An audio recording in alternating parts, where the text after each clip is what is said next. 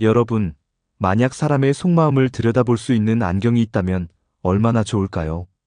겉으론 참 좋은 사람 같았는데 시간이 지나서야 속셈을 알게 되는 경우 다들 한 번쯤은 겪으셨을 겁니다. 그땐 왜 그걸 몰랐을까? 내가 너무 순진했나 싶은 생각도 들죠. 특히 우리 나이에는 사람 잘못 만나면 돈도 잃고 마음도 크게 다칠 수 있습니다. 사람을 보는 눈, 이제는 감이 아니라 연습으로 기를 수 있습니다. 오늘은 여러분께 사람의 본 모습을 꿰뚫어 볼 수 있는 세 가지 핵심 신호를 알려드리려고 합니다. 이 세 가지만 잘 기억해 두셔도 낯선 사람을 만날 때 한 걸음 더 조심할 수 있습니다. 특히 마지막 세 번째 신호는 정말 놓치지 말아야 할 중요한 단서입니다. 평소엔 잘 느끼지 못하지만 조심해서 보면 그 사람의 진짜 의도가 보입니다. 지금부터 알려드리는 이야기를 통해 여러분도 상대방의 속을 더 정확히 읽어낼 수 있게 되실 겁니다. 그럼 바로 시작해 보겠습니다. 실용적인 정보 전달. 소지품이 말해주는 성향. 사람은 본능적으로 자기를 표현합니다. 말투나 행동뿐 아니라 평소에 가지고 다니는 물건에서도 성격이 드러납니다. 그 중에서도 소지품은 의외로 많은 걸 보여줍니다. 옷은 상황에 맞춰 입을 수 있지만 자주 쓰는 물건은 무의식적으로 선택하게 되거든요. 가장 먼저 볼 수 있는 건 휴대폰 케이스입니다. 화려한 무늬나 독특한 디자인을 고른 사람은 자신의 개성을 표현하는 걸 좋아합니다. 사람들의 시선을 끄는 걸 두려워하지 않고 오히려 즐기는 성향이 많습니다. 반대로 투명한 케이스나 기본형을 고르는 사람은 실용적인 성향이 강합니다. 거칠애보다 기능을 중요하게 생각하고 튼튼한 게 최고라고 여깁니다. 지갑처럼 카드와 현금을 같이 넣을 수 있는 케이스를 쓰는 분도 있습니다. 이런 분들은 효율을 중요하게 생각하고 가능한 한 하나로 여러 가지를 해결하려는 편입니다. 그리고 낡고 오래된 케이스를 계속 쓰는 사람도 있죠. 이런 경우는 익숙한 것을 좋아하고 갑작스러운 변화를 부담스러워할 가능성이 큽니다. 그 다음 볼 수 있는 건 손목에 찬 시계입니다. 요즘은 스마트워치를 착용한 분들도 많이 보입니다. 스마트워치를 차는 분은 보통 기술에 관심이 많고 자기 관리에 적극적인 경우가 많습니다. 운동이나 건강을 꾸준히 챙기고 생활의 효율을 중요하게 여깁니다. 반대로 전통적인 아날로그 시계를 차는 사람은 정중함과 품위를 중시합니다. 특히 고급 시계를 매치한 사람은 디테일에 신경 쓰고 격식을 중요하게 여기는 경향이 큽니다. 시계를 아예 차지 않는 분들도 있습니다. 이 경우는 꾸밈보다 편안함을 중시하거나 실용성을 우선하는 분일 수 있습니다. 손목에 뭔가 차는 것 자체를 불편하게 여기는 사람도 있죠. 액세서리도 눈여겨볼 만한 요소입니다. 자주 바꾸고 여러 가지 스타일을 시도하는 분은 분위기 변화와 꾸미는 걸 즐깁니다. 반대로 거의 하지 않거나 단순한 걸 고수하는 사람은 간결하고 실용적인 스타일을 선호하죠. 신발도 중요한 단서가 됩니다. 패션 브랜드 로고가 크게 드러나는 신발을 신는 분은 외적인 평가에 민감할 수 있습니다.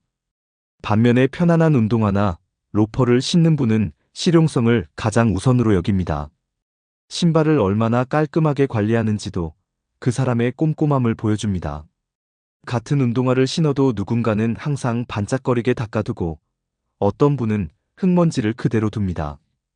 이런 차이들이 바로 그 사람의 성격과 생활 습관을 보여주는 작은 힌트입니다. 마지막으로 가방을 보면 사람의 가치관이 보입니다. 크고 화려한 가방이나 명품 로고가 뚜렷한 제품을 고른다면 외부 인식에 민감하거나 과시 욕구가 있을 수 있습니다. 반대로 에코백이나 무난한 디자인을 고른다면 실용과 편의를 더 중요하게 생각하는 사람일 가능성이 큽니다. 오래된 가방을 계속 쓰는 분도 있습니다. 익숙한 물건에 대한 애착이 크거나 실속을 중요하게 여기는 분일 수 있습니다. 이처럼 소지품은 단순한 취향을 넘어서 생활 방식과 성격을 보여줍니다. 그렇다고 해서 겉모습만 보고 성급하게 판단하시면 안 됩니다. 왜 저런 물건을 골랐을까? 그 배경을 한번 생각해보는 태도가 중요합니다. 이제는 두 번째 신호로 넘어가 보겠습니다. 사람의 본 모습은 외모보다 태도에서 더 많이 드러납니다. 우리는 누구를 처음 만났을 때 말로 설명할 수는 없지만 어떤 인상을 받습니다. 그 인상이 바로 풍기는 분위기에서 나오는 것입니다. 이건 얼굴 생김새보다 표정이나 시선, 말투, 자세, 몸짓 같은 전반적인 모습에서 만들어집니다. 심리학 연구에 따르면 첫인상은 보통 7초 안에 결정된다고 합니다. 그 짧은 순간에 뇌는 상대가 신뢰할 만한 사람인지 판단하려고 합니다. 우리가 오랜 경험으로 느끼는 직감이 실제로는 꽤 정확하다는 이야기입니다. 처음부터 지나치게 친한 척하는 사람은 주의가 필요합니다. 처음 본 자리에서 어머 어디서 많이 뵌 것 같아요 라고 말하며 다가오는 사람들 있죠. 이건 의도적으로 친밀감을 빨리 만들려는 전략일 수 있습니다. 기분은 좋지만 금방 거리 좁히는 사람은 의심해 볼 필요가 있습니다. 두 번째로 조심할 행동은 험담입니다. 처음 만난 자리에서 다른 사람 이야기를 부정적으로 꺼내는 사람은 좋은 신호가 아닙니다. 오늘은 저 사람 욕을 하지만 내일은 내 이야기를 할 수도 있다는 뜻입니다. 누구에 대해 안 좋은 말을 쉽게 하는 사람은 신뢰하기 어렵습니다. 세 번째는 과한 자기 자랑입니다. 처음부터 본인의 대단한 경력이나 능력을 강조하는 경우가 여기에 해당합니다. 겸손은 없이 나 중심의 이야기를 반복한다면 관계에 문제가 생기기 쉽습니다. 과장된 말은 진실을 가리기도 합니다. 그 사람이 어떤 환경에 있었는지보다 지금 어떤 태도로 나를 대하는지가 중요합니다. 시선을 피하거나 눈을 자주 깜빡이는 경우는 불안감이 드러나는 모습일 수 있습니다. 말하는 도중에 주변을 자주 살피는 경우도 마찬가지입니다. 이런 행동은 상대가 긴장하고 있거나 뭔가 숨기고 있을 가능성을 보여줍니다. 반대로 너무 무표정하고 반응이 없는 경우도 거리감을 표현할 수 있습니다. 지나치게 조용한 사람도 긴장하거나 거리를 두려는 의도가 있을 수 있습니다. 자세도 중요한 단서가 됩니다. 팔짱을 끼고 있거나 다리를 꼰 채 대화를 이어가는 사람은 방어적인 태도일 수 있습니다. 몸이 자주 움직이거나 다리를 떨 경우엔 감정적으로 불안정한 상태일 가능성도 있습니다. 웃는 얼굴도 살펴야 합니다. 진짜 미소는 눈과 입이 함께 움직입니다. 눈만 웃지 않거나 입꼬리만 올리는 경우는 형식적인 인사일 수 있습니다. 말투와 내용보다 태도와 분위기가 진짜 감정을 더 잘 보여주는 경우가 많습니다. 상대방이 내 말에 귀를 기울이는지, 고개를 끄덕이는지, 리액션이 있는지를 살펴보세요. 적극적인 리액션이 없고 일방적으로 말만 하는 사람은 진심으로 소통하려는 의지가 적을 수 있습니다. 첫 만남에서도 배려가 느껴지는 사람이 있는 반면 자기중심적인 분위기를 풍기는 사람도 있습니다. 그 차이는 태도에서 명확히 드러납니다. 작은 행동 하나, 말투 하나가 의외로 많은 것을 말해주기 때문입니다. 상대의 자세가 나에게 향해 있는지, 시선이 자주 흐트러지는지를 관찰해 보세요. 말을 할 때 내 눈을 보며 말하는지, 아니면 휴대폰을 만지작거리는지도 중요한 신호입니다.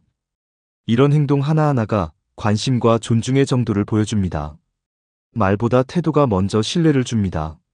말은 잘 꾸며낼 수 있지만 몸의 반응은 쉽게 숨기기 어렵습니다. 진심은 몸짓에 나타납니다. 태도는 거짓말을 하지 않는다는 말도 있습니다. 사람을 볼 때 말보다 행동을 보라는 말이 괜히 있는 게 아닙니다. 처음 느낌이 이상하게 꺼림칙했다면 그 감정을 무시하지 마세요. 그건 과거의 경험과 기억이 보내는 일종의 경고 신호일 수 있습니다. 누군가와 대화를 나누는 동안 불편함이 계속 느껴진다면 이유 없는 느낌은 아닐 수 있습니다. 심리적인 거리감이 계속 느껴진다면 그건 신호입니다. 사람의 겉모습이 아무리 좋아 보여도 태도에서 불편함을 느낀다면 신중히 다시 바라봐야 합니다. 말은 사람의 마음을 가장 직접적으로 드러내는 도구입니다. 하지만 요즘은 말투 속에 진심을 숨기거나 조종하려는 의도가 담겨 있는 경우가 많습니다. 그래서 단어 하나, 억양 하나에도 신중히 귀 기울여야 합니다. 특히 칭찬으로 시작해서 압박으로 끝나는 말투는 반드시 조심해야 합니다. 예를 들어 이런 말이 있습니다. 선생님 같은 분이시니까 제가 믿고 드리는 말씀인데요. 이 한 문장 속에 칭찬과 압박이 동시에 들어 있습니다. 처음에는 자존심을 살짝 높여주면서 기분 좋게 만듭니다. 하지만 곧바로 그 기분을 이용해 결정하게 만듭니다. 칭찬을 들으면 우리는 자연스럽게 상대에게 호의를 느낍니다. 그 호의를 이용해 부담을 주는 방식이 바로 말투 속 압박입니다. 이런 말은 듣는 사람이 거절하지 못하게 만드는 특징이 있습니다. 그래서 무심코 수락하고 나중에 후회하게 되는 일이 많습니다.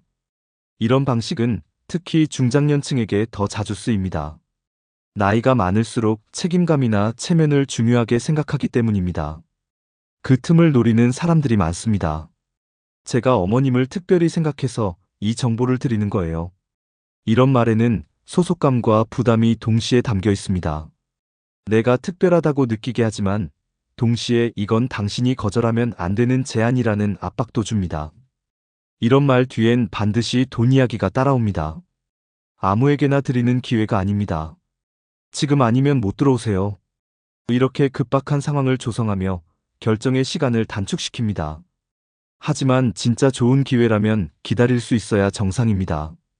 급하다는 이유로 결정해야 한다면 그건 위험 신호입니다. 말투는 그 사람의 성향을 고스란히 담습니다. 겸손한 사람은 어떤 말도 부드럽게 전달합니다. 반면 조종하려는 사람은 칭찬으로 시작해 부담을 주는 말을 자주 씁니다. 말투를 자세히 들으면 상대가 나를 어떻게 대하려는지 감이 옵니다. 특히 관계 초기에 들었던 말들을 다시 떠올려 보세요. 처음에는 부드럽고 다정했던 말투가 어느 순간부터 지시하고 요구하는 방식으로 바뀌었을 수 있습니다. 그 변화가 바로 경계해야 할 시점입니다. 또 하나 주의할 말투는 죄책감을 자극하는 말입니다. 제가 이렇게까지 말씀드리는데 정말 안 도와주실 거예요. 이런 말은 거절하지 못하게 만듭니다. 하지만 거절이 불편하다는 이유로 받아들이면 결국 손해와 후회를 겪게 됩니다. 의심이 생긴다면 꼭 시간을 두고 판단하세요. 지금 결정 안 하면 기회를 놓친다는 말은 대부분 위험합니다. 정말 소중한 제안이라면 천천히 생각할 수 있는 여유를 줍니다. 상대가 자꾸 지금 당장이라는 말을 반복한다면 그건 시간보다 감정을 조종하려는 시도입니다. 이럴 땐 반드시 주변 사람과 상의해 보세요. 혼자 판단하지 않고 여러 시선을 거치는 게 안전합니다. 내 감정이 흔들릴 땐 일단 거리를 두는 게 현명합니다. 특히 말투 속에 숨겨진 압박을 감지했다면 그때가 멈춰야 할 순간입니다. 직감도 무시하지 마세요. 말은 부드러웠지만 뭔가 불편했다면 그건 분명한 신호입니다. 상대의 말투에서 내가 죄책감을 느낀다면 그건 건강한 대화가 아닙니다. 좋은 말이 전부 좋은 의도를 담고 있는 건 아닙니다. 부드러운 말투 속에도 공격과 강요가 숨어 있을 수 있습니다. 이제는 말의 겉모양보다 그 안의 흐름과 방향을 읽는 눈이 필요합니다. 말투를 가볍게 넘기지 마세요. 그 안에 상대의 진짜 목적이 담겨 있을 수 있습니다. 지금까지 사람의 진짜 모습을 파악할 수 있는 3가지 신호에 대해 말씀드렸습니다. 첫째는 평소 지니고 다니는 소지품을 통해 그 사람의 성향을 유추하는 방법이었습니다. 무의식적으로 선택한 물건들 속에 생활 습관과 성격이 고스란히 담겨 있었습니다. 두 번째는 말보다 더 많은 것을 보여주는 전체적인 분위기였습니다. 자세, 시선, 말투, 표정, 그리고 상대의 태도까지 모두가 진짜 마음을 드러내는 단서였죠. 세 번째는 말투 속에 숨어있는 조종과 압박의 의도를 파악하는 법이었습니다. 겉보기엔 친절한 말이지만 듣고 나면 왠지 불편하거나 부담스러운 말들, 그 안에는 나도 모르게 끌려가게 만드는 전략이 숨어 있었습니다. 이 3가지를 기억하고 실천하면 사람을 겉모습이나 말 한마디로 판단하지 않고 진짜 관계를 구분할 수 있는 눈이 생기게 됩니다. 사람 보는 눈은 하루아침에 생기지 않습니다. 경험을 통해 쌓이는 것이고 의식적으로 관찰하는 훈련을 해야 합니다. 다행히 우리는 이미 많은 삶의 경험을 해왔고 수많은 사람을 만나왔습니다. 그 안에서 직감도 생기고 감정의 흔들림도 겪어봤기에 이제는 더 현명한 선택을 할 수 있는 시점에 와 있다고 생각합니다. 사람을 의심하자는 말씀이 아닙니다. 누구나 실수할 수 있고 겉과 속이 다른 행동을 할 수도 있습니다. 하지만 최소한 내 마음과 삶이 다치는 일은 줄여야 하지 않겠습니까? 신중하게 바라보고 조심스럽게 다가가며 내가 마음을 열기 전에 충분히 고민할 수 있어야 합니다. 앞으로 새로운 사람을 만나게 될 때는 이 사람은 어떤 소지품을 가지고 다닐까? 표정이나 자세는 어떤 분위기를 풍기지? 말투 속에 어떤 의도가 숨어 있을까? 이런 질문을 한 번만 던져보시길 권해드립니다. 그 작은 습관 하나가 앞으로의 인간관계를 훨씬 건강하게 만들어줄 겁니다. 사람 보는 눈은 결국 나를 지키는 힘입니다. 오늘 영상이 여러분의 관계를 더 평안하게 만드는데 도움이 되었다면 좋겠습니다. 혹시 여러분은 그동안 사람을 만날 때 어떤 기준으로 신뢰하셨나요? 혹은 겉과 속이 너무 달라서 후회했던 경험이 있으신가요? 여러분의 이야기를 댓글로 남겨주시면 다른 시청자들에게도 큰 도움이 될 수 있습니다. 이 영상이 도움이 되셨다면 좋아요와 구독, 알림 설정도 부탁드립니다. 다음 영상에서는 더 따뜻하고 현실적인 주제로 다시 인사드리겠습니다. 오늘도 마음 편안한 하루 보내시길 바랍니다. 감사합니다. 가끔은 이런 생각이 들 때가 있습니다. 그때 그 말을 그냥 넘기지 말았어야 했는데, 처음부터 마음이 좀 불편했는데 괜히 참았던 것 같다는 후회 말입니다. 사실 그게 경고였던 거죠. 관계를 정리하라는 신호였습니다. 여러분도 이런 경험 있으셨을 겁니다. 이번만은 괜찮겠지. 예전엔 좋은 사람이었으니까. 그렇게 한 번, 두 번, 세 번 기회를 주다 보면 결국 상처는 내 몫이 됩니다. 우리는 나이가 들수록 사람을 잃는 게 두렵다고 하지만 사실 더 무서운 건 잘못된 사람을 곁에 두는 겁니다.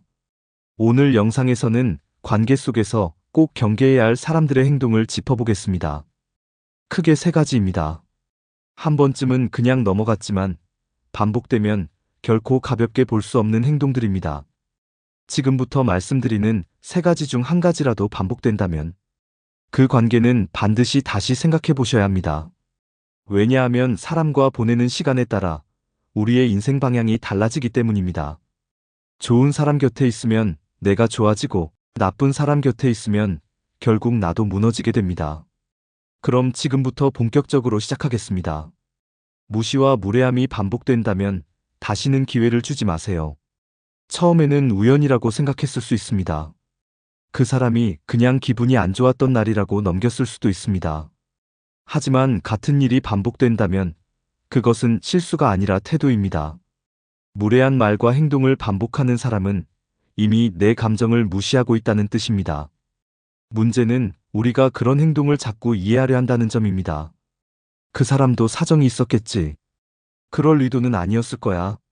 이렇게 스스로를 설득하면서 또 한 번 참습니다. 하지만 그것이 바로 내 자존감을 무너뜨리는 시작이 됩니다. 무례함은 나를 깎아내리는 독입니다. 그것이 반복되면 자꾸 나 자신을 의심하게 됩니다. 내가 예민한가? 내가 오해한 걸까? 그러다 보면 결국은 내 마음을 무시하게 되는 거죠. 무례한 사람의 특징은 네 가지로 나눌 수 있습니다. 첫째, 자기 말만 옳다고 믿습니다. 둘째, 나이나 지위로 타인을 평가합니다. 셋째, 남의 말을 자주 끊거나 무시합니다.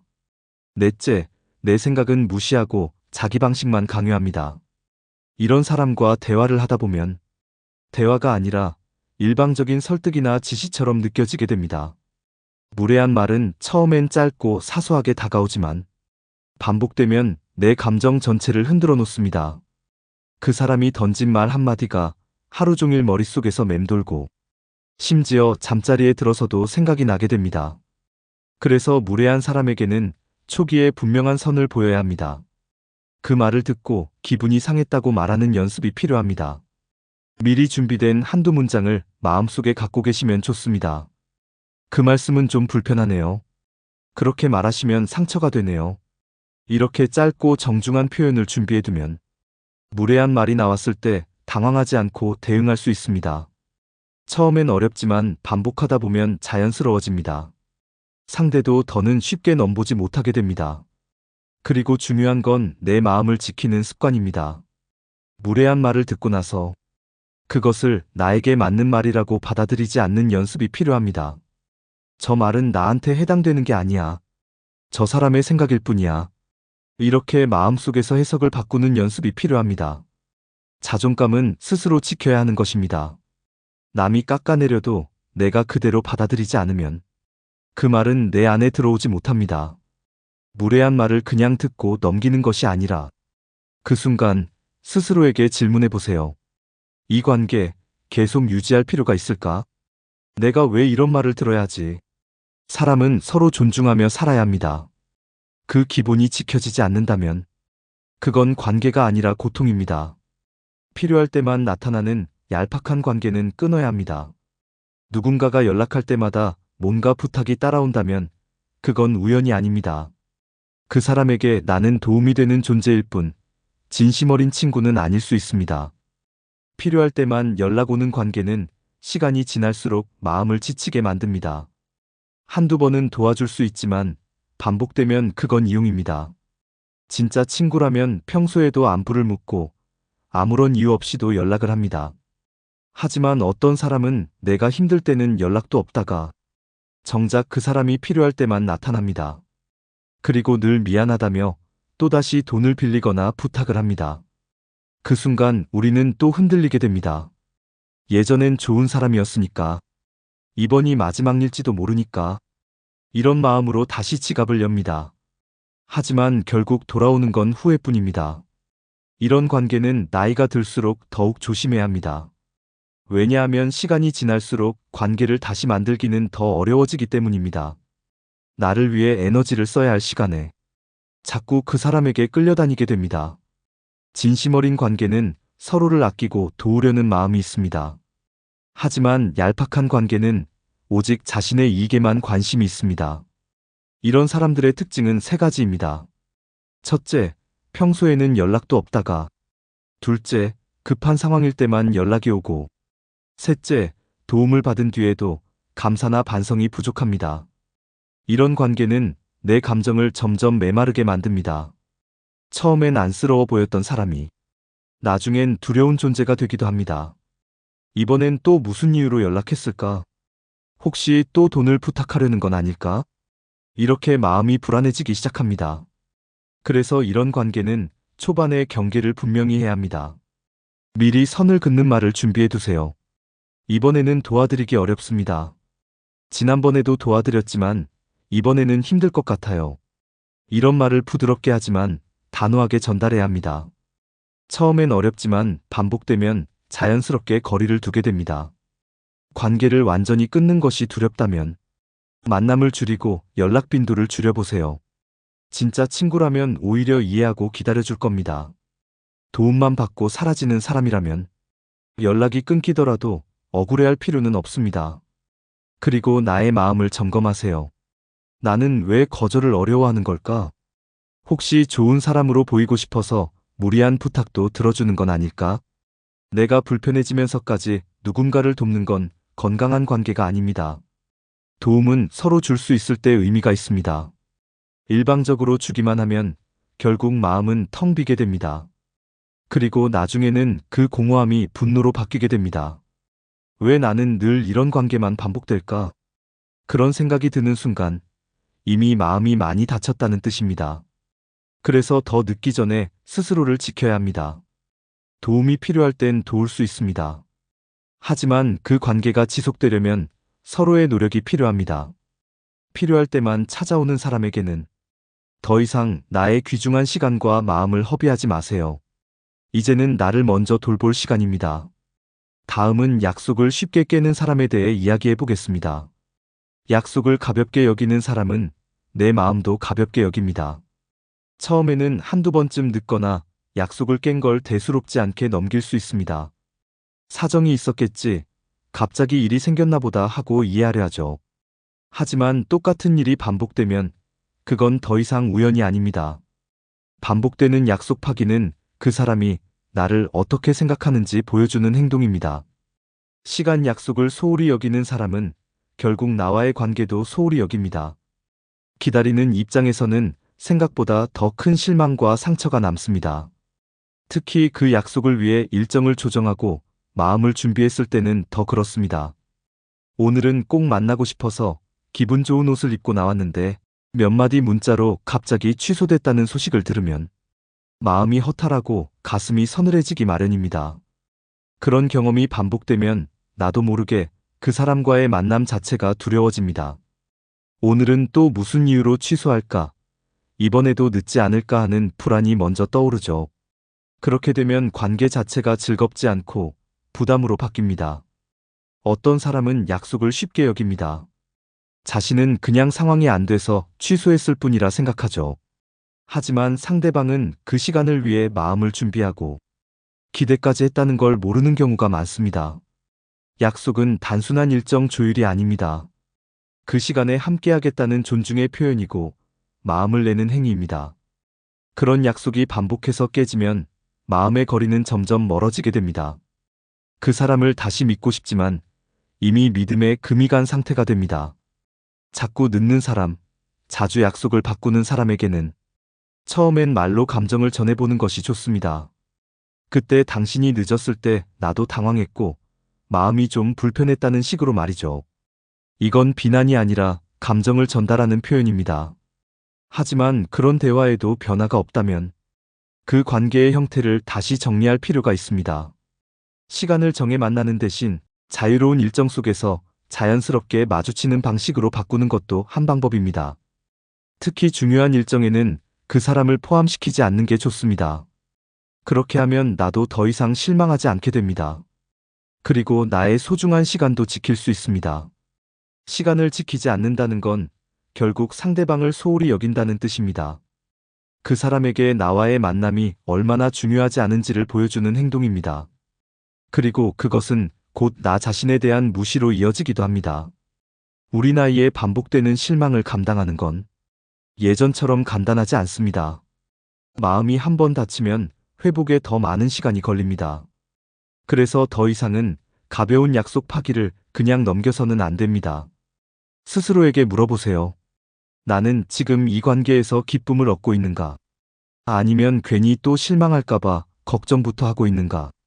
그 사람이 있는 자리에 가는 것이 설레는가? 아니면 혹시 또 펑크날까 긴장되는가? 이런 질문에 답하면서 관계의 방향을 다시 점검해 보세요. 가벼운 약속 파기는 마음의 무게도 가볍게 만듭니다. 그리고 결국엔 나도 모르게 그 사람과 거리를 두게 만듭니다. 그걸 억지로 붙잡고 억지로 맞추려 하다 보면 오히려 내 감정만 더 무거워지고 지치게 됩니다. 지금 이 순간부터는 나를 소중하게 여기는 쪽으로 선택하셔야 합니다. 누군가와의 만남이 반복적으로 내 마음을 상하게 한다면 그 관계는 이제 조정이 필요한 시점입니다. 우리는 모두 편안한 관계 안에서 웃고 말하고 나눌 자격이 있습니다. 그 자격을 지키기 위해서라도 약속을 쉽게 여기는 사람과의 관계는 다시 생각해 보셔야 합니다. 이제 마지막으로 오늘 내용을 정리하고 마무리하겠습니다. 지금까지 관계 속에서 반드시 경계해야 할 3가지 행동에 대해 함께 살펴봤습니다. 무시와 무례함이 반복되는 사람, 필요할 때만 연락하는 얄팍한 사람, 그리고 약속을 가볍게 여기는 사람. 이 3가지는 그냥 불편한 정도로 넘길 문제가 아닙니다. 반복되면 반드시 내 마음에 흔적을 남기고 결국은 삶의 질을 떨어뜨리는 독이 됩니다. 관계라는 것은 서로 존중하고 지켜주는 약속 속에서 유지됩니다. 그 기본이 깨지는 순간 그 관계는 다시 생각해 볼 필요가 있습니다. 혹시 지금 떠오르는 사람이 있으신가요? 그 사람과의 관계에서 자주 상처받고 자주 피곤하고 자주 눈치를 보게 된다면 이제는 스스로에게 물어야 할 때입니다. 나는 이 관계를 유지하면서 정말 행복한가? 아니면 그냥 오래됐다는 이유로 버티고 있는 건 아닌가? 우리는 더 이상 아무 관계나 받아줄 나이가 아닙니다. 이제는 나를 아끼는 시간과 에너지를 진짜 필요한 사람에게 써야 할 때입니다. 내가 나를 존중할 때 세상도 나를 존중하기 시작합니다. 관계를 끊는 것은 결코 나쁜 일이 아닙니다. 나를 지키기 위한 선택일 뿐입니다. 중요한 건 끊는 것보다 거리를 조정하는 것입니다. 꼭 잘라내지 않더라도 내 마음이 다치지 않을 만큼의 간격을 유지하면 됩니다. 그렇게 한 걸음 물러서서 보면 그 사람의 진짜 모습이 더 잘 보일 때도 있습니다. 우리에게는 이제 지켜야 할 것들이 많습니다. 건강도 마음도 그리고 하루하루의 소중한 시간도. 이제는 내가 나를 우선순위에 두고 살아야 합니다. 사람에게 너무 지치지 말고 사람에게 휘둘리지도 마세요. 여러분, 오늘 영상 속에서 가장 마음에 남는 부분은 무엇이었나요? 혹시 비슷한 경험이 있으셨다면 댓글로 나눠주세요. 누군가에게는 여러분의 경험이 큰 위로가 될 수 있습니다.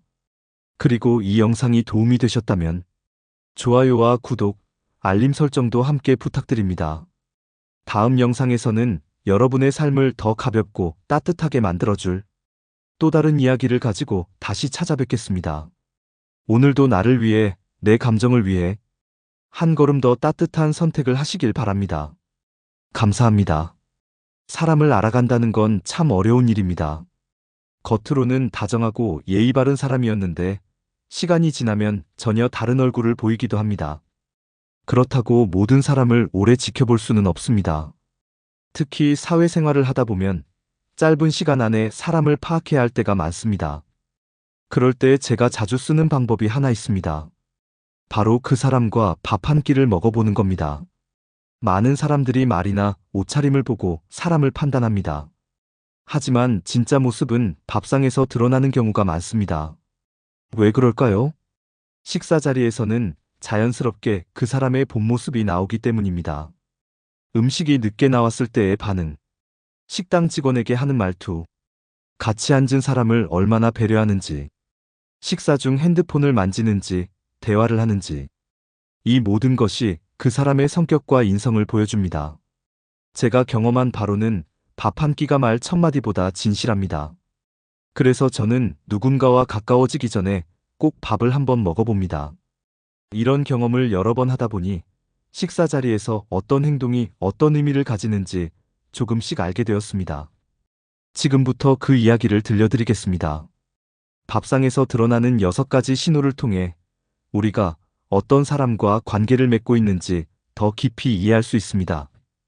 이 내용은 평소 사람을 만나는 데 있어 기준이 되어줄 수 있을 겁니다. 그리고 앞으로 인간관계를 새롭게 바라보는 계기가 될 수도 있습니다.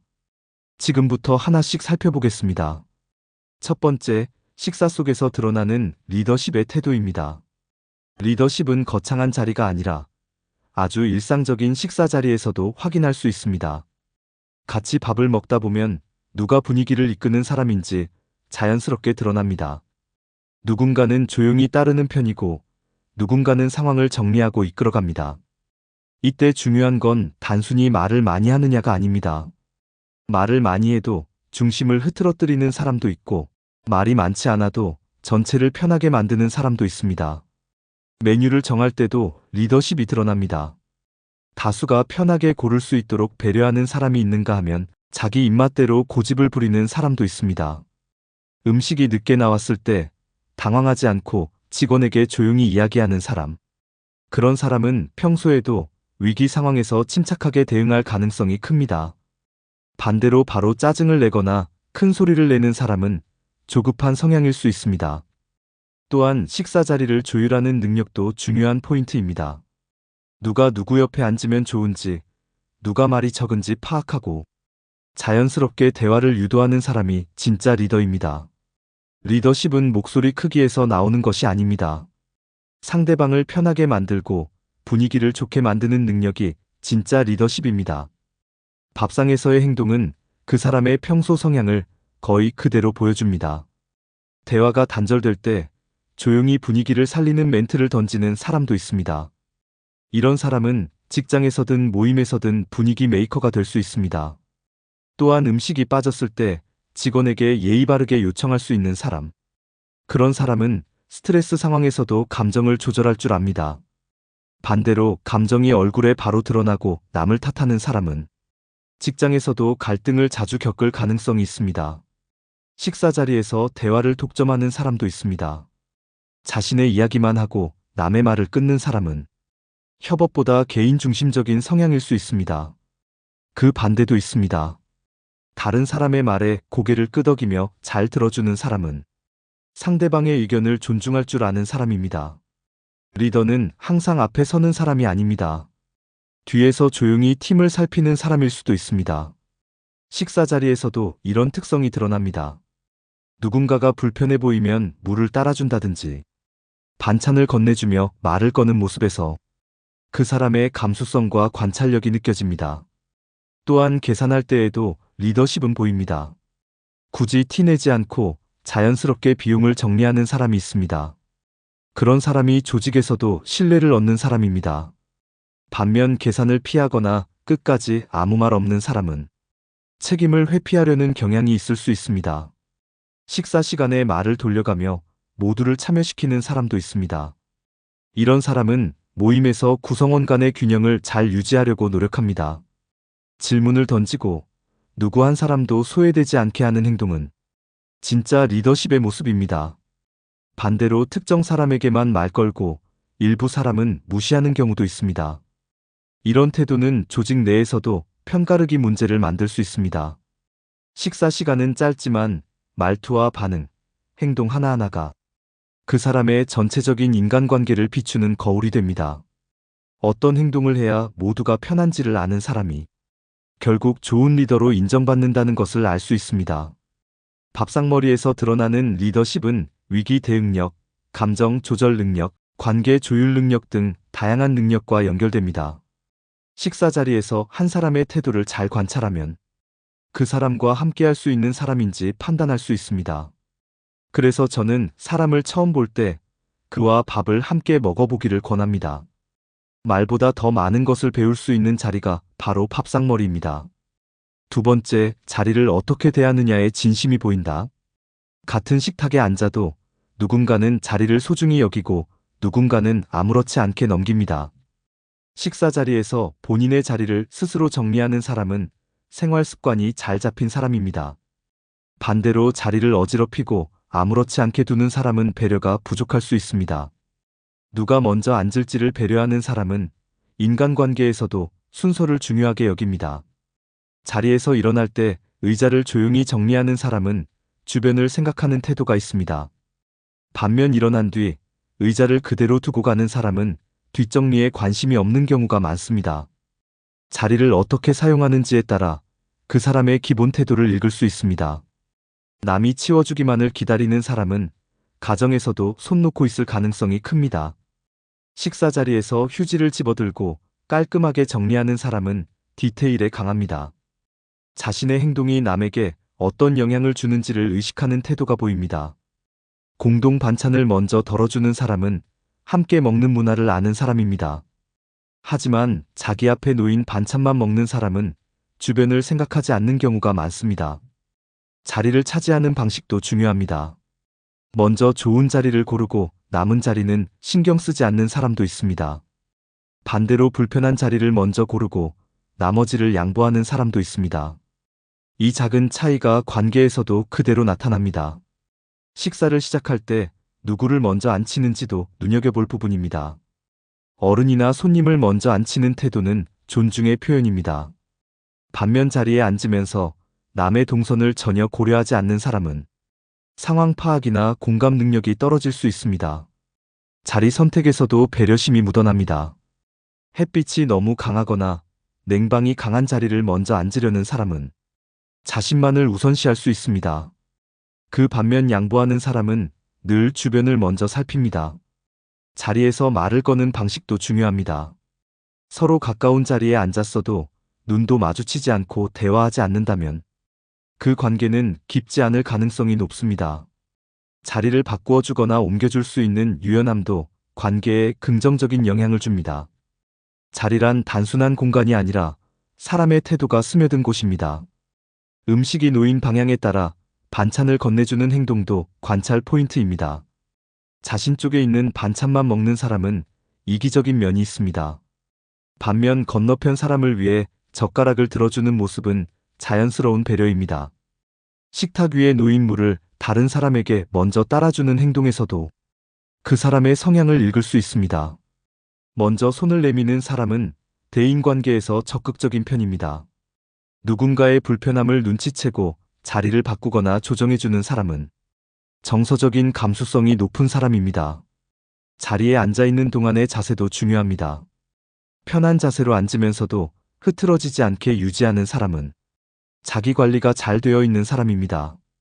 하지만 다리를 벌리고 앉거나 팔꿈치를 식탁에 올려놓는 습관은 무의식 중에 무례함을 드러낼 수 있습니다. 자리가 좁아도 조용히 정리하며 앉는 사람은 성격이 온화할 수 있습니다. 이런 사람은 공동생활에서 불필요한 충돌을 줄이는 경향이 있습니다. 자리에 앉기 전에 주변을 한번 둘러보는 행동도 중요합니다. 상대의 위치나 상황을 고려하는 태도는 관계에서도 세심한 모습을 보입니다.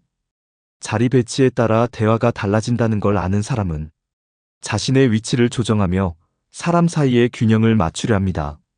식사가 끝난 후 자리를 정리하며 감사 인사를 하는 것도 인간관계에서 소중한 매너 중 하나입니다. 자리에서 조용히 일어나며 주변을 배려하는 사람은 남을 불편하게 만들지 않으려는 성향이 강합니다. 이런 사람과 함께하는 관계는 편안함을 느낄 수 있습니다. 자리를 대하는 태도는 그 사람의 진심을 가장 잘 보여주는 순간 중 하나입니다. 그래서 저는 식사 자리에서 자리를 어떻게 다루는지를 유심히 봅니다. 한 사람의 습관이 고스란히 보이기 때문입니다. 식사를 단순히 배를 채우는 시간으로만 보지 마십시오. 그 안에는 사람과 사람 사이를 잇는 진심이 숨어 있습니다. 식사 자리에서 편안하게 자리를 나눌 수 있는 사람이 오래도록 곁에 두고 싶은 사람입니다. 세 번째, 말보다 침묵이 더 많은 걸 말해준다. 함께 밥을 먹을 때 말보다 더 강하게 다가오는 게 있습니다. 바로 침묵입니다. 침묵이 편안한 관계는 그만큼 신뢰가 있다는 뜻입니다. 굳이 말을 하지 않아도 어색하지 않은 사이는 깊은 유대가 있다는 증거입니다. 하지만 침묵이 불편하고 눈치를 보게 만든다면 그 관계는 아직 거리감이 있다는 뜻입니다. 식사 중 말이 없다고 해서 모두 무례한 것은 아닙니다. 중요한 건 그 침묵이 편안한 분위기인지 아닌지입니다. 어떤 사람은 말없이 음식만 먹지만 행동 하나하나에 따뜻함이 느껴집니다. 반찬을 건네거나 물을 따라주는 사소한 동작에서 마음이 보입니다. 그 침묵 속에도 배려와 정이 담겨 있습니다. 반대로 눈도 마주치지 않고 자기 할 일만 하는 침묵은 차가움을 느끼게 합니다. 그 침묵은 관심 없음과 거리두기를 의미할 수 있습니다. 식사 시간은 서로의 리듬을 느낄 수 있는 순간입니다. 말이 없어도 상대의 기분을 살피는 감각은 관계에서 매우 중요합니다. 표정 하나, 눈빛 하나에도 많은 의미가 담겨 있기 때문입니다. 침묵 중에도 미소를 건네는 사람은 상대를 편안하게 만드는 재주가 있습니다. 말없이 수저를 챙겨주는 행동은 조용한 배려를 보여줍니다. 이런 행동은 말보다 더 깊게 마음에 남습니다. 소리 없이 국을 덜어주는 사람을 보면 그 사람의 성향을 금방 알 수 있습니다.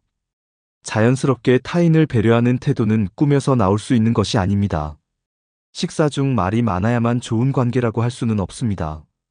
중요한 건 그 자리에 함께 있는 동안 어떤 감정을 나누었느냐입니다. 침묵 속에서도 공감이 흐르는 관계는 말보다 더 단단한 신뢰를 만듭니다. 가끔은 괜한 말보다 조용히 함께 있는 시간이 더 따뜻할 때가 있습니다. 누군가의 기분이 좋지 않다는 걸 느꼈을 때 괜한 질문보단 조용히 반찬 하나 건네는 손길. 그게 진짜 위로가 되기도 합니다. 식사 중 침묵은 그 사람의 감정 조절 능력을 보여주기도 합니다. 긴장된 상황에서 말없이 웃으며 넘기는 사람은 감정 조절이 뛰어난 사람입니다. 반면 침묵 속에서 얼굴을 찡그리고 불편함을 숨기지 못하는 사람도 있습니다. 그런 행동은 갈등 상황에서 부정적인 반응으로 이어질 수 있습니다. 침묵은 자신을 표현하는 또 하나의 방식입니다. 말로 감정을 표현하지 않더라도 행동과 분위기로 마음을 전하는 사람은 상대방에게 안정감을 줄 수 있습니다. 조용한 식사 자리에서 대화를 끊지 않고 자연스럽게 이어가는 사람도 있습니다. 필요한 순간에 짧은 말 한마디를 더해주는 능력은 굉장히 중요합니다. 그 말은 길지 않아도 상대의 마음을 움직이게 합니다. 침묵이 어색하지 않으려면 기본적인 관계에 안정감이 필요합니다. 함께 있는 시간이 길지 않아도 침묵이 편하다면 좋은 관계입니다. 말이 없을 때 드러나는 자세나 눈빛, 그리고 표정은 그 사람의 속마음을 보여줍니다. 침묵 중에 눈을 맞추며 미소 짓는 사람은 공감 능력이 있는 사람입니다.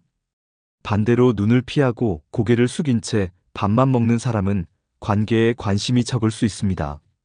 밥상머리에서 서로 말없이도 물을 건네는 순간 신뢰는 깊어집니다. 말보다 더 강한 언어가 존재한다는 걸 식사 자리에서 느낄 수 있습니다. 조용히 물컵을 채워주는 행동 하나, 휴지를 건네는 손길 하나가 그 사람의 마음을 그대로 보여줍니다. 침묵은 때로 상대의 말을 기다리는 배려이기도 합니다. 말이 없는 순간에도 귀 기울이는 태도는 무시할 수 없는 매력입니다.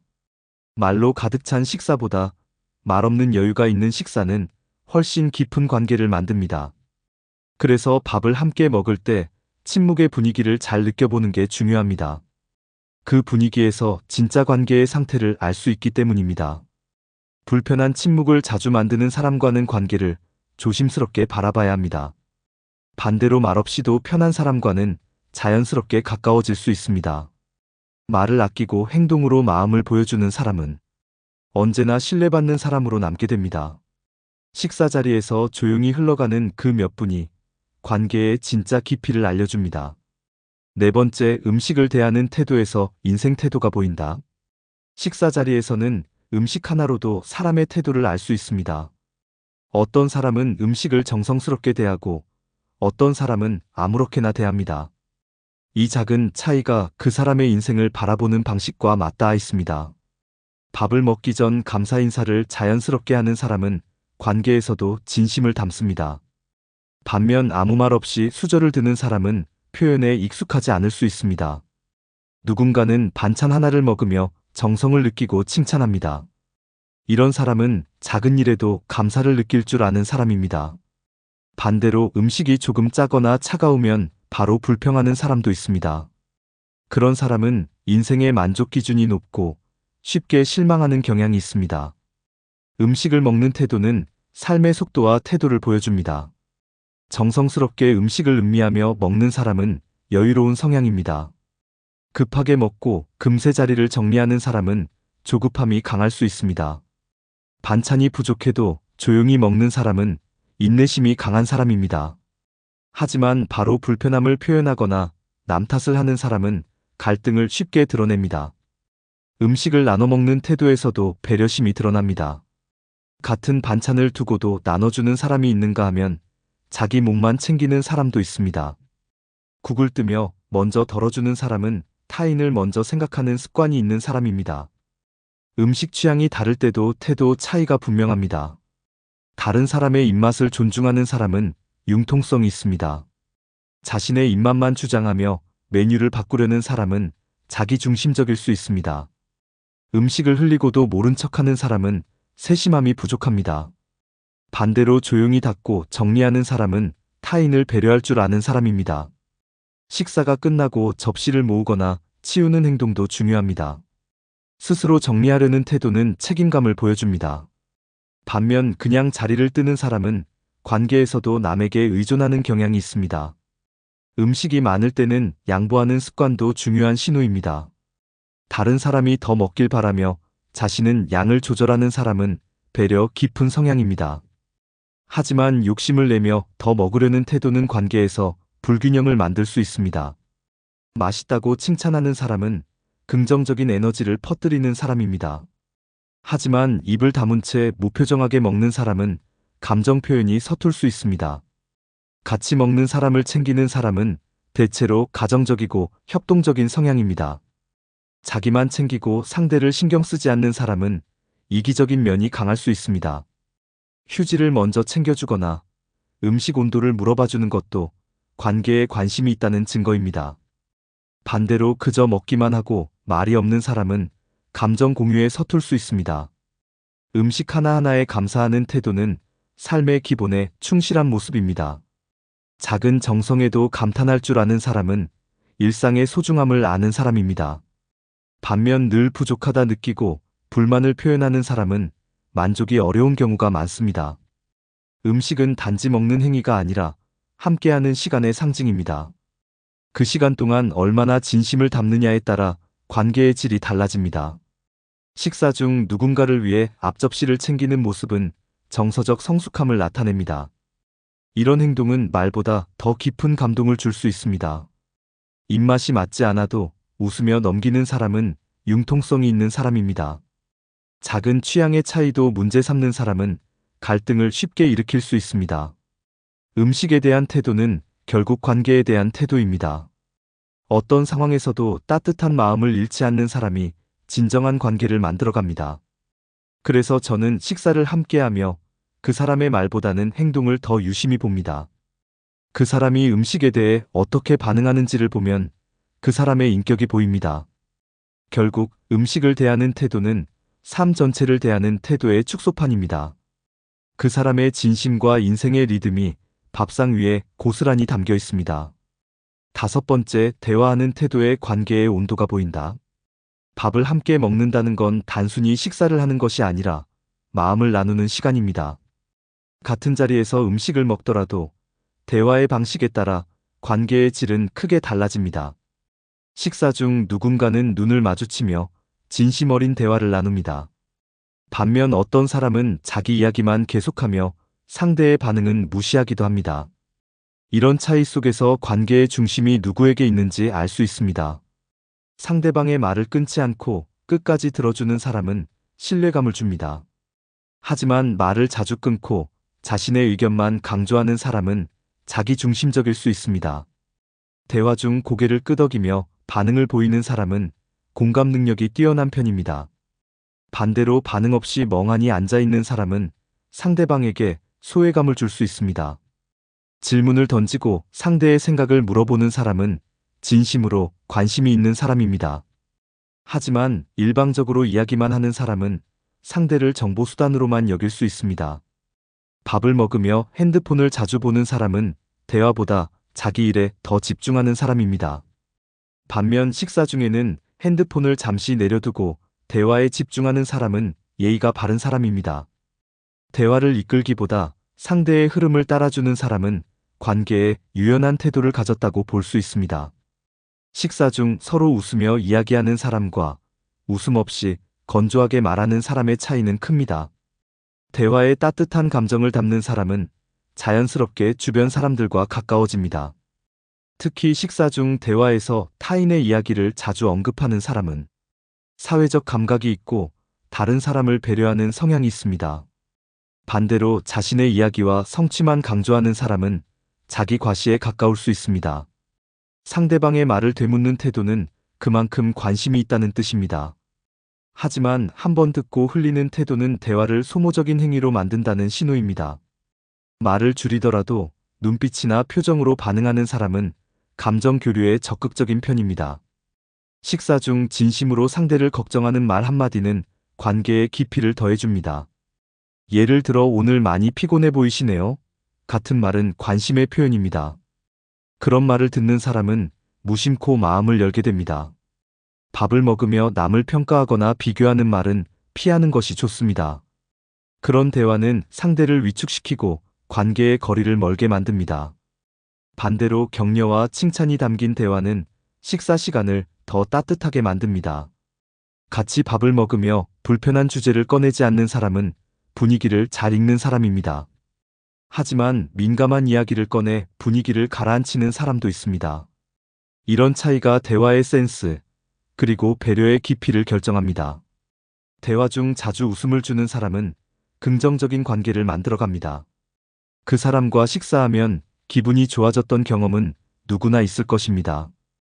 이처럼 대화는 단지 정보를 주고받는 것을 넘어서 감정을 나누고 공감을 쌓는 시간입니다. 식사 자리에서 상호작용이 자연스럽고 편안한 사람은 대체로 인간관계에서도 안정적입니다. 반면 불필요한 농담이나 남의 이야기를 끌어오는 사람은 관계를 복잡하게 만들 위험이 있습니다. 대화의 주제를 적절히 선택할 수 있는 능력도 중요합니다. 음식 이야기, 일상 이야기처럼 가벼운 주제를 나누는 사람이 식사 시간의 분위기를 좋게 이끌 수 있습니다. 밥을 먹으며 상대의 반응을 살피지 않고 말만 이어가는 사람은 상대의 피로도를 생각하지 않는 사람일 수 있습니다. 관계는 결국 말이 오가는 방식에서 많은 힌트를 줍니다. 식사 자리에서의 대화 방식은 그 사람의 생활 방식과 연결됩니다. 따뜻한 대화가 오가는 식사는 관계의 온도를 높여줍니다. 밥상머리에서 어떤 대화를 나누느냐에 따라 그 사람과의 거리도 정해집니다. 좋은 관계는 말보다 말의 태도에서 시작됩니다. 그래서 저는 밥을 먹으면서 그 사람이 어떤 이야기를, 어떤 방식으로 하는지를 유심히 봅니다. 그 짧은 대화 안에 마음의 깊이와 관계의 진심이 담겨 있기 때문입니다. 결국 대화의 온도는 그 사람이 사람을 얼마나 소중히 여기는지를 보여주는 지표입니다. 여섯 번째, 식사 속도와 자세도 성격을 말해준다. 같이 밥을 먹다 보면 속도와 자세만으로도 많은 것을 느낄 수 있습니다. 누군가는 천천히 음식을 음미하며 먹고, 누군가는 빠르게 먹고 자리를 정리합니다. 이 식사 속도는 단지 식습관이 아니라 그 사람의 생활 리듬과 성격을 드러냅니다.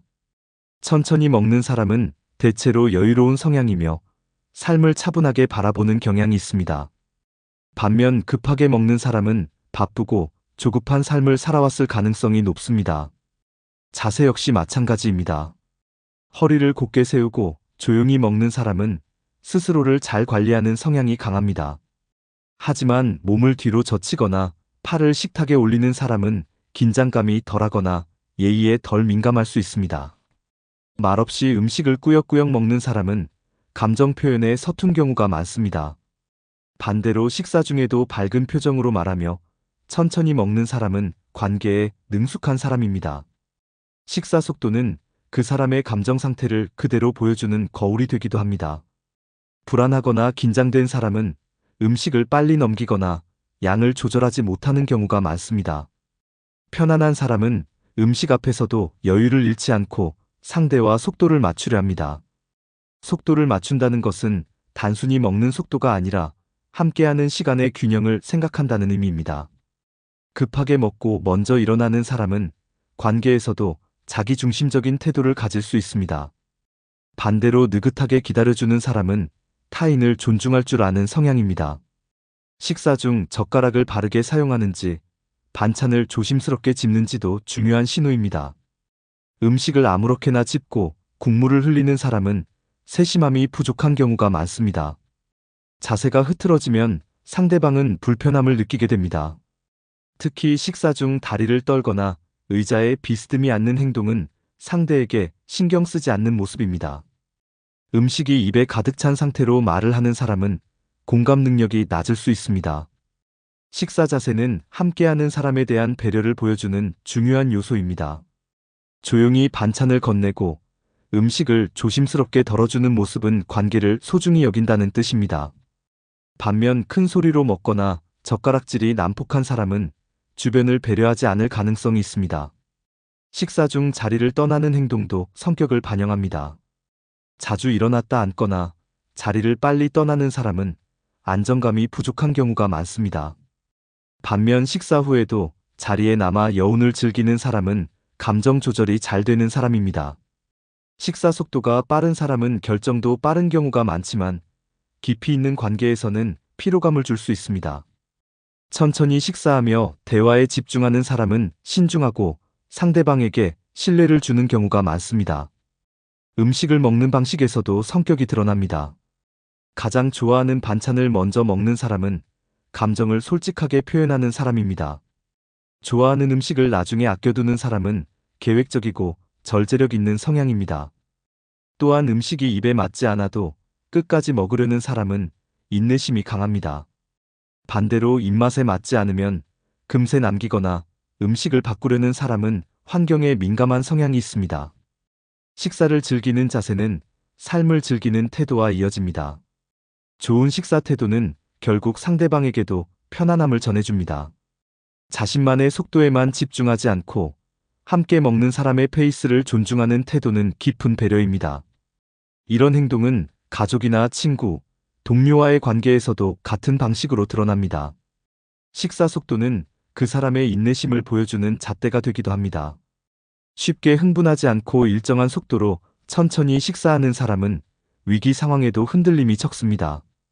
그와 반대로 급하게 먹고 자주 말이 끊기는 사람은 상황 판단보다 반응에 치중할 가능성이 있습니다. 같은 식사 자리에서도 그 사람의 자세, 속도, 표정, 대화 방식이 모두 연결되어 있습니다. 따라서 밥을 먹을 때 단순히 식사만 하는 것이 아니라 상대의 성격을 느낄 수 있는 시간이 됩니다. 그래서 저는 처음 만나는 사람과의 식사 자리에서 자세히 관찰하려고 합니다. 그 사람이 어떤 리듬으로 사는 사람인지, 나와 잘 맞을 수 있는 사람인지 바로 느껴지는 순간이 있기 때문입니다. 결국 식사 속도와 자세도 관계의 방향을 알려주는 신호입니다. 지금까지 밥상머리에서 자연스럽게 드러나는 6가지 신호를 살펴봤습니다. 리더십, 자리 배려, 침묵의 분위기, 음식에 대한 태도, 대화하는 방식, 식사 속도와 자세까지. 모두 일상적인 식사에서 쉽게 지나칠 수 있는 것들이지만 그 속에는 우리가 함께 살아가는데 꼭 필요한 관계의 본질이 담겨 있습니다. 사람은 누구나 사회적인 가면을 씁니다. 처음에는 친절하고 다정해 보여도 시간이 지나면 조금씩 본 모습이 드러납니다. 하지만 밥상에서는 그 시간이 짧아집니다. 음식을 대하는 모습, 말투, 속도, 표정 하나하나에서 그 사람이 가진 진심과 본성이 자연스럽게 드러나기 때문입니다. 한 끼의 식사는 짧지만 그 안에는 그 사람의 수십 년 인생이 녹아 있습니다. 그래서 저는 지금도 누군가를 만나면 먼저 밥을 먹자고 제안합니다. 말보다 먼저 밥을 함께 나눠보면 그 사람이 어떤 사람인지 더 깊이 알 수 있기 때문입니다. 함께 밥을 먹으며 편안함을 느낄 수 있는 관계는 오래갑니다. 반대로 한 끼가 불편하게 느껴진다면 그 관계는 다시 돌아보아야 할지도 모릅니다. 밥을 먹는다는 건 단순한 식사 행위가 아닙니다. 그 사람과 한자리에 앉아 마음을 나누고 일상의 온도를 나누는 시간입니다. 관계는 말이 아닌 태도에서 시작됩니다. 특히 밥상머리에서는 그 태도가 가장 솔직하게 드러납니다. 이제 여러분도 누군가를 알고 싶다면 먼저 밥을 함께 해보세요. 말보다 빠르게, 행동보다 정직하게, 진심이 드러나는 시간이 될 수 있습니다. 그리고 그 밥 한 끼 속에서 느낀 인상은 시간이 지나도 쉽게 바뀌지 않습니다. 오늘 영상을 통해 여러분의 인간관계를 돌아보는 계기가 되셨기를 바랍니다. 혹시 최근 누군가와 함께한 식사 자리에서 그 사람의 진심이 느껴졌던 경험이 있으신가요? 또는 밥 한 끼로 사람에 대한 인상이 완전히 달라졌던 적은 없으셨나요? 여러분의 이야기를 댓글로 함께 나눠주세요. 진심 어린 경험이 더 많은 분들에게 도움이 될 수 있습니다. 그리고 이 영상이 공감이 되셨다면 좋아요와 구독 부탁드립니다. 앞으로도 삶에 꼭 필요한 이야기로 다시 찾아뵙겠습니다. 감사합니다.